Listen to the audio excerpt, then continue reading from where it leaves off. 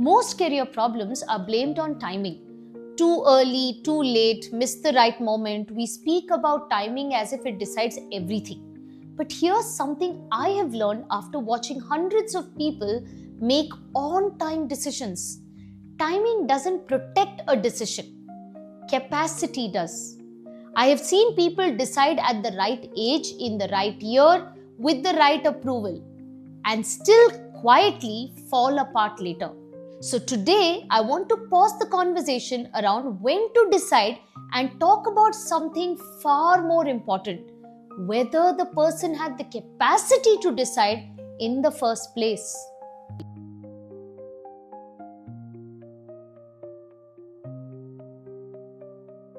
Namaste, I'm Preeti Durga. For many years now, I have been sitting across students, parents, and professionals at turning points in their lives. And if there's one assumption I've stopped believing in, it's this: that confusion means lack of clarity. Very often, confusion is actually a sign of overload. We treat career decisions like calendar events. By this age, decide. By this stage, decide. By this point, move on. But the human brain doesn't follow timelines. It responds to stability. Some people are still processing emotional pressure. Some are recovering from failure or burnout. Some are carrying expectations that were never theirs to begin with. So this conversation is not about choosing the right option. It's about understanding whether the system is ready to carry any option at all. Let me describe a pattern I see very often. A capable person, responsible, sincere, not avoiding life. A big decision shows up. Subject, college, job change, next steps, anything. Instead of engaging, something shifts. They stop initiating conversations, they respond briefly, they need repeated reassurance for the same question.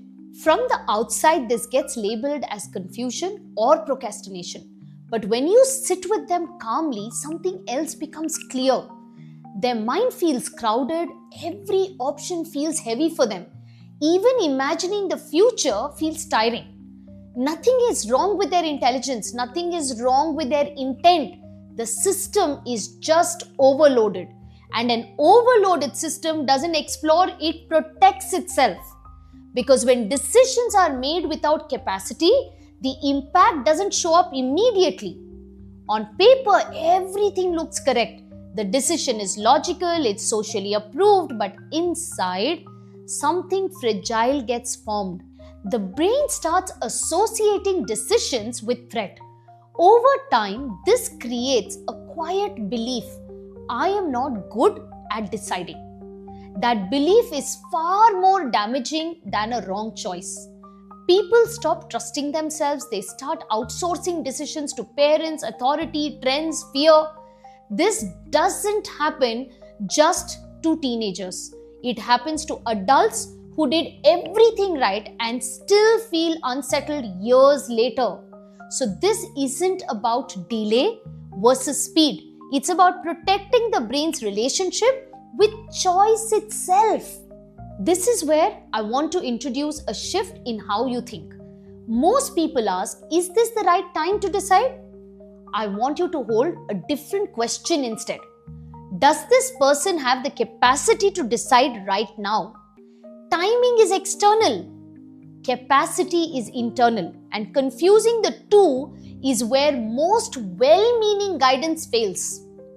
Here's what's happening neurologically. The brain does not decide using logic alone.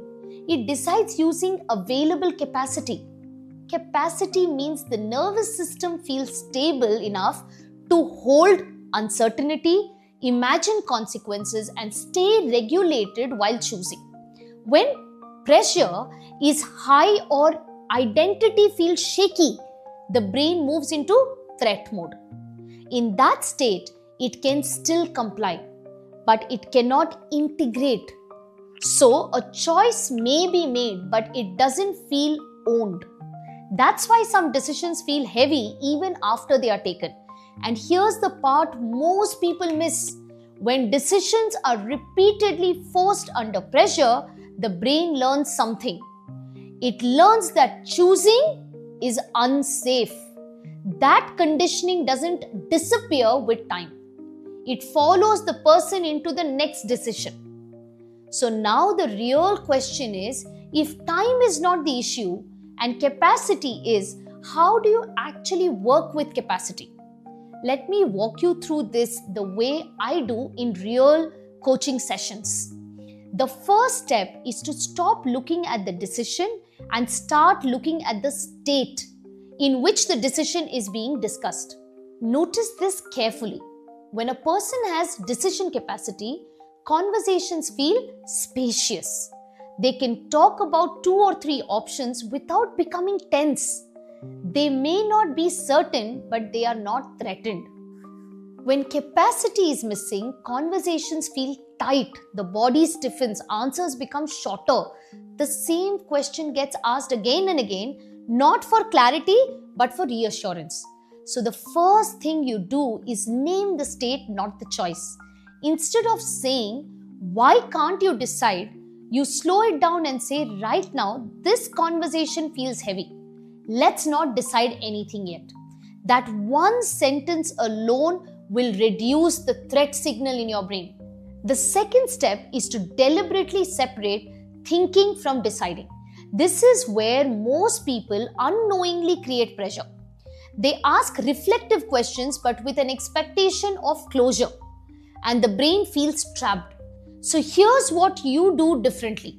You explicitly say to your child, to someone you are guiding, or even to yourself, "We are not deciding anything in this conversation." When the brain knows there is no forced outcome, it relaxes. Only then do you invite reflection. Not "what should you do?" but what feels manageable to think about right now. This restores capacity because the nervous system regains a sense of control. The third step is containment. Capacity doesn't return in open-ended spaces. It returns in safe boundaries. So instead of saying "take your time," which actually creates anxiety, you say "let's come back to this after a week," or "for now, just notice what feels lighter and what feels heavier." No pressure to decide, but also no endless waiting. That balance is critical. And here's the most counterintuitive part. This is where many parents and mentors struggle. You resist the urge to fix. When someone is overloaded, your reassurance often sounds like noise. Your logic sounds like pressure. So instead of explaining why an option is good, you ask one grounding question and stop. Something like, "After talking about this, does your body feel calmer or tighter?" That question trains awareness, not compliance. Over time, something very interesting will begin. When capacity returns, decisions stop being dramatic. The person doesn't need long discussions. They don't seek repeated validation. They simply say, "This feels right enough." And that's how you know you are no longer pushing timing. You are supporting capacity. When decisions are made with capacity, they feel different. There's less drama, less explanation, less need for validation. Even difficult choices feel clean. Not because the path is easy, but because the system feels steady. That's how you recognize the right time. Not by the calendar, but by the nervous system saying, "I can carry this." Over the next few days, don't rush to conclusion. Just observe. Notice where timing is being blamed and where capacity is actually missing. In your child, in someone you support, or even in yourself. Learning to spot decision capacity is a skill, and it changes how you guide people permanently. If this reminded you of someone who's being rushed or rushing themselves, share it with them. Sometimes the most helpful thing we can offer is permission to stabilize before deciding. Let me leave you with this. Decisions don't fail because of bad timing.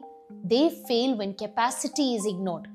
Clarity comes not from rushing decisions, but from respecting readiness. I'm Preeti Durga, signing off from Career Crafting Conversations, where we don't just talk about careers, we create fulfilling futures.